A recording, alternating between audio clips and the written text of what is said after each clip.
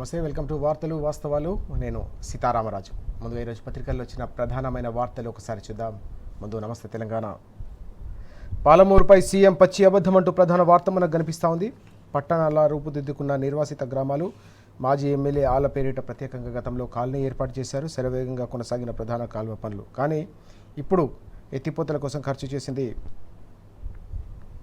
గతంలో 27,000 కోట్లు. మహాయజ్ఞం కోసం పాలమూరు రైతుల త్యాగం అంటూ ఈ వార్త. కేసీఆర్ సర్కారు సేకరించింది 26,950 ఎకరాలు. అన్నీ మరిచి భూసేకరణ చేయకుండానే పనులు చేశారని రేవంత్ ఆరోపణ అంటూ గతంలో పెద్ద ఎత్తున ఓవైపు నిర్వాసిత గ్రామాలకు సంబంధించిన ప్రజలకు ప్రత్యేకమైన ప్యాకేజీ, ప్రత్యేకంగా కాలనీ నిర్మాణం, దీంతో పాటుగా భూసేకరణ కూడా పెద్ద ఎత్తున చేసినప్పటికీ కూడా ఎక్కడా భూసేకరణ చేయకుండానే పనులు వదిలేశారని చెప్పేసి ముఖ్యమంత్రి చేసిన ఆరోపణ ఏదైతే ఉందో ఇది పూర్తిగా అవాస్తవం అనే అంశానికి సంబంధించిన కథనం మనకు కనిపిస్తూ ఉంది. సీఎంవి అసత్యాలని తేల్చిన అధికారిక లెక్కలు అంటూ ఈ వార్త. పథకం ప్రకారమే సొంత జిల్లాపై రేవంత్ వివక్ష. తప్పులు కప్పిపుచ్చుకునేందుకే డాంబికాలకు పోతా ఉన్నారని చెప్పేసి మండిపడుతూ ఈ అంశం మనకు కనిపిస్తూ ఉంది. పాదయాత్ర చేస్తామని బీఆర్ఎస్ నాయకులు ఎక్కడికక్కడ హెచ్చరిక జారీ చేయడం, దానికి సంబంధించి కార్యాచరణ కూడా సిద్ధం చేసిన నేపథ్యంలోనే మరోసారి అసత్యాలతో ప్రజలను, అన్నిటికంటే ముఖ్యంగా పాలమూరు బిడ్డలను మభ్యపెట్టేందుకు మాత్రమే ఈ ప్రయత్నం జరుగుతోందనే అంశాన్ని మనం ఈ కథనంలో చూడొచ్చు. 10% పనులు చేయలేక అసత్య ప్రచారం అంటూ 90% పనులు పాలమూరు రంగారెడ్డికి సంబంధించి పూర్తయిపోయిన సందర్భం. తొలి మోటార్ను కూడా ముఖ్యమంత్రిగా కేసీఆర్ గారు ఆన్ చేయడంతో పాటు కృష్ణా జలాలను ప్రతి నీటి బొట్టును కూడా ఒడిసి పట్టి పాలమూరు రంగారెడ్డి ప్రజలకు సంబంధించిన దశాబ్దాల సాగునీటి కష్టాలను తీర్చే ఒక మహాసంకల్పానికి శ్రీకారం చుడితే మిగిలి ఉన్న అరకొర పనులను కూడా పూర్తి చేయకుండా గత 2.5 ఏళ్లుగా దక్షిణ తెలంగాణకు, అన్నిటికంటే ముఖ్యంగా పాలమూరు ప్రజలకు వారి జీవితాలను ఛిద్రం చేస్తూ ఉన్నారు.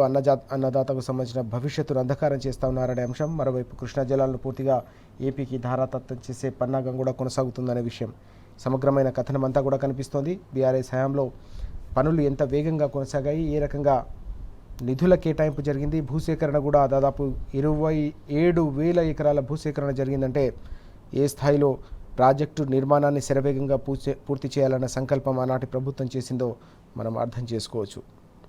ఇక మేడిగడ్డలో టెస్టులు ఏవి అంటూ మరో వార్త కూడా మనం చూస్తున్నాం. వాస్తవానికి ఒక డెడ్లైన్ విధించారు, కానీ గడువు ముగిసి 10 రోజులైనా కూడా చేయాల్సిన పరీక్షలు కనీసం గడప దాటలేదనే అంశం మనం చూస్తూ ఉన్నాం. 2.5 ఏళ్లుగా ఇటు గోదావరిపై కూడా అత్యంత వరప్రదాయని లాంటి ప్రాజెక్టు, కల్పతరువు లాంటి ప్రాజెక్టును పడవ పెట్టడమే కాకుండా చివరికి రిపేర్లకు సంబంధించి పరీక్షలు కూడా చేయకపోవడం అనేది తెలంగాణ రైతాంగానికి ఒక అసన్నిపాతంలా మారుతున్న పరిస్థితి. 417 బోర్ హోల్స్కు పూర్తయింది కేవలం 11 మాత్రమే.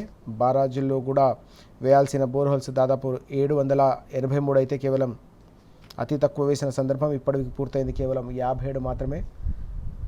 మొదలు కాని కాంక్రీట్ నిర్మాణ నాణ్యత, అలాగే గేట్లు, 3D హైడ్రాలిక్ టెస్టులు అంటూ ఈ వార్త.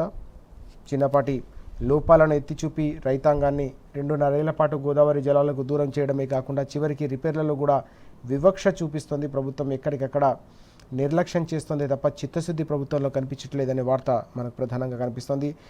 విధించిన డెడ్లైన్ ఏదైతుందో అది దాటి 10 రోజులైనా కూడా ఇప్పటికి కూడా నిర్మాణ పనులు కావచ్చు, అక్కడ చేపట్టాల్సిన రిపేర్లకు సంబంధించిన దానిలో ఒక్క అడుగు కూడా ముందుకు పడడం లేదనే అంశం మనం చూస్తున్నాం. ఈ నేపథ్యంలోనే మరో ఏడాదికి పునరుద్ధరణ, వర్షాలు వస్తే పరీక్షలు నిలిపేసి డిసెంబర్లో పూర్తి చేస్తామంటూ నిన్న మంత్రి ఉత్తమ్ కుమార్ రెడ్డి చేసిన వ్యాఖ్యలు కూడా కనిపిస్తూ ఉన్నాయి. తమ్మడిహట్టి వద్ద నీటి లభ్యత లేదని CWC చెప్పలే, 3 బరాజుల నుంచి చుక్క నీరు కూడా వాడుకోలేదు. మేడిగడ్డ బ్యారేజ్ పరిశీలనలో మంత్రి ఉత్తమ్ అంటూ ఈ వార్త కూడా మనకు కనిపిస్తూ ఉంది.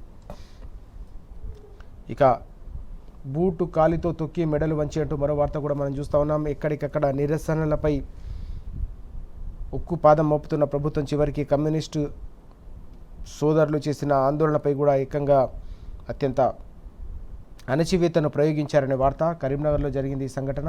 అంశానికి సంబంధించిన ఫోటో ఐటమ్ కూడా మనకు కనిపిస్తూ ఉంది. నిరసనకారులపై ఉక్కుపాదం, పెట్రోల్ డీజిల్ ధరలు తగ్గించాలని కలెక్టరేట్ ఎదుట CPI ఆధ్వర్యంలో ధర్నా జరిగింది. ఆందోళన చేశారు. అరెస్ట్ చేసే క్రమంలో పోలీసులు అత్యంత అత్యుత్సాహం ప్రదర్శించారనే వార్త మనకు కనిపిస్తూ ఉంది. ఇక ఇంటి దొంగే కుట్రదారు అంటూ వార్త. మీనాక్షికి వెన్నుపోటుపై AICC అత్యవసరమైన సమావేశం నిర్వహించిన అంశం కనిపిస్తూ ఉంది. ఆమె మీద ఫిర్యాదు చేసిన మహిళా నేత కూడా కాంగ్రెస్ నాయకురాలే.